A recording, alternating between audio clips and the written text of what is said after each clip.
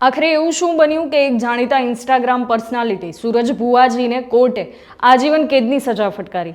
શું આ માત્ર એક પ્રેમ સંબંધમાં થયેલો ઝઘડો હતો કે પછી 22 વર્ષની ધારાની હત્યા માટે મહિનાઓ પહેલા જ એક એવું ષડયંત્ર રચાયું હતું કે જેમાં પ્રેમ, વિશ્વાસઘાત, 30 લાખની ઓફર, ગળે ટૂંપો આપી હત્યા, લાશ સળગાવી અને પોલીસને ગેરમાર્ગે દોરવા માટેના ફિલ્મોને પણ ટક્કર આપે એવું પ્લાનિંગ સામેલ હતું। આ કેસમાં કુલ 8 લોકોના નામ સામે આવ્યા હતા, પરંતુ આખરે 5ને જ આજીવન કેદની સજા કેમ થઈ અને 3 આરોપીઓને કોર્ટે નિર્દોષ કેમ છોડી દીધા? ચાલો જાણીએ ગુજરાતના સૌથી ચર્ચિત ધારા કડીવાર મર્ડર કેસની સંપૂર્ણ સ્ટોરી, શરૂઆતથી લઈ અને કોર્ટના અંતિમ ચુકાદા સુધી। જૂનાગઢમાં રહેતો સૂરજ સોલંકી, જેને લોકો સૂરજ ભુવાજી તરીકે ઓળખતા હતા, સોશિયલ મીડિયા પર તેને સારી એવી ઓળખ હતી અને દોરા ધાગા તેમજ ધાર્મિક વિધિઓના વિડીયો પણ બનાવતો હતો। હવે આ દરમિયાન સોશિયલ મીડિયા મારફતે તેની ઓળખ થાય છે 22 વર્ષની ધારા કડીવાર સાથે। સૂરજ પહેલેથી જ પરિણીત હતો અને 2 સંતાનોનો પિતા હતો, તેમ છતાં બંને નજીક આવ્યા અને બાદમાં લિવ ઇન રિલેશનશિપમાં રહેવા લાગ્યા। શરૂઆતમાં બધું સારું ચાલતું હતું, પરંતુ સમય જતાં બંને વચ્ચે સતત ઝઘડા થવા લાગ્યા। ધારા ખર્ચ માટે પૈસા માંગતી, જ્યારે સૂરજ પોતાના પરિવાર પાસે જતો ત્યારે પણ વિવાદ થતો। સંબંધ એટલો બગડ્યો કે ધારા એક વખત પોલીસ સ્ટેશન પહોંચી અને સૂરજ તથા તેના મિત્ર વિરુદ્ધ ગંભીર ફરિયાદ નોંધાવી। આ ફરિયાદ બાદ સૂરજના મનમાં એક ખતરનાક વિચાર જન્મ્યો। પોલીસ તપાસમાં સામે આવ્યું કે આરોપીઓએ 2 પ્લાન બનાવ્યા હતા। ધારાને 30 લાખ રૂપિયા આપી અને સૂરજની જિંદગીમાંથી હંમેશા માટે દૂર કરી દેવી। જો એ તૈયાર ન થાય તો પ્લાન બી, તેની હત્યા કરી દેવી। હવે જૂન 2022માં આરોપીઓએ આખું ષડયંત્ર ઘડ્યું। સૂરજ, તેનો મિત્ર ગુંજન જોશી, મિત શાહ અને અન્ય લોકો વચ્ચે અનેક બેઠકો થઈ। કોણ ક્યાં ઊભું રહેશે, કોણ હુમલો કરશે, લાશ ક્યાં સળગાવવી, પોલીસને કેવી રીતે ગેરમાર્ગે દોરવાની, દરેક બાબતનું પ્લાનિંગ પહેલેથી જ થઈ ચૂક્યું હતું।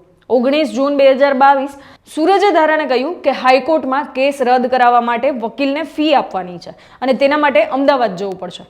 ધારા નિર્દોષ રીતે કારમાં બેસી ગઈ। જૂનાગઢથી અમદાવાદ જતી વખતે ચોટીલા નજીક એક હોટેલમાં જમ્યા, પરંતુ અમદાવાદ જવાના બદલે કાર અચાનક એક સાંકડા રસ્તે વળી ગઈ। ધારાએ પૂછ્યું પણ ખરું કે આપણે આ રસ્તે કેમ જઈ રહ્યા છીએ? સૂરજે જવાબ આપ્યો કે વકીલને આપવાના પૈસા મારી વાડીએ પડેલા છે। થોડી વારમાં કાર વાડીએ પહોંચે છે। અહીંયા પહેલેથી જ આરોપીઓ છુપાઈને બેઠા હતા। સૌપ્રથમ ધારાને 30 લાખ લઈ અને દૂર થઈ જવાની ઓફર આપવામાં આવી, પરંતુ ધારાએ ઇનકાર કર્યો અને બસ અહીંયાથી પ્લાન એ નિષ્ફળ ગયો અને તરત જ પ્લાન બી શરૂ થઈ ગયો। કારમાં બેઠેલા મિત શાહે ધારાના ગળામાં રહેલો દુપટ્ટો ખેંચી અને ગળું દબાવ્યું। બીજા આરોપીએ તેનું મોં દબાવી દીધું અને થોડી જ મિનિટમાં ધારા બેભાન થઈ ગઈ અને પછી તેનું મોત થઈ ગયું। હત્યા બાદ આરોપીઓએ મૃતદેહને વાડીમાં લઈ જઈ અને પેટ્રોલ છાંટી સળગાવી દીધો, પરંતુ તેમનો પ્લાન અહીંયા અટક્યો નહીં। પોલીસને લાગે કે ધારા જીવતી અમદાવાદ સુધી પહોંચી હતી, તે માટે એક ફિલ્મી સ્ક્રિપ્ટ તૈયાર થઈ। સૂરજના સંબંધીએ ધારાનો દુપટ્ટો ઓઢી અને કારમાં મુસાફરી કરી, જેથી સીસીટીવીમાં એવું દેખાય કે ધારા અમદાવાદ સુધી આવી હતી। ત્યારબાદ મિતની માતાએ પણ ધારાના કપડાં પહેરી અને તેના જેવો દેખાવ કરવાનો પ્રયાસ કર્યો। આગળ જઈને પોલીસ સ્ટેશનમાં ધારા ગુમ થઈ હોવાની અરજી પણ કરવામાં આવી અને સૌથી ચોંકાવનારી વાત, ધારાના મોબાઈલમાંથી મુંબઈ જઈ અને સૂરજને મેસેજ કરવામાં આવ્યા કે હું તારી સાથે રહેવા નથી માંગતી, મને શોધતો નહીં। આ મેસેજ પોલીસને પણ બતાવવામાં આવ્યા। ત્યારબાદ મોબાઈલ પણ તોડી નાખવામાં આવ્યો, જેથી કરીને કોઈ પુરાવો ન બચે। મહિનાઓ સુધી પોલીસ પણ ગૂંચવાઈ ગઈ, કારણ કે આરોપીઓએ લગભગ દરેક પુરાવો નષ્ટ કરી દીધો હતો। પરંતુ ધારાના ભાઈએ હાર ન માની તેમણે કોર્ટમાં અરજી કરી। ત્યારબાદ ફરીથી તપાસ શરૂ થઈ। પોલીસે સૌથી પહેલા સોશિયલ મીડિયા તપાસ્યું। ધારા, જે યુવતી રોજ સોશિયલ મીડિયા પર એક્ટિવ રહેતી હતી, તે અચાનક જ સંપૂર્ણપણે ગાયબ થઈ ગઈ। પછી call details, call recordings, mobile location અને તમામ આરોપીઓના અલગ અલગ નિવેદનો તપાસવામાં આવ્યા। વારંવાર પૂછપરછ દરમિયાન નિવેદનોમાં વિરોધાભાસ જોવા મળ્યો। કડક પૂછપરછ થતાં આખું ષડયંત્ર બહાર આવી ગયું। એક પછી એક આરોપીઓ ભાંગી પડ્યા અને હત્યાથી લઈ અને પુરાવા નષ્ટ કરવા સુધીની સમગ્ર ઘટના સામે આવી। આ સમગ્ર કેસની સુનાવણી બાદ જૂનાગઢ સેન્સર કોર્ટે મહત્વનો ચુકાદો આપ્યો।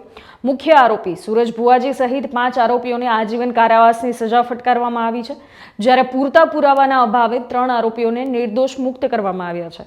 આ કેસ એ માત્ર પ્રેમ સંબંધનો અંત નહોતો। આ કેસ બતાવે છે કે જ્યારે એક ગુનાને છુપાવવા માટે ખોટા પુરાવા, નકલી વાર્તા અને અનેક લોકો મળી અને ષડયંત્ર રચે છે, ત્યારે સત્ય થોડા સમય માટે મોડું પડે છે, પરંતુ આખરે બહાર આવી જ જાય છે।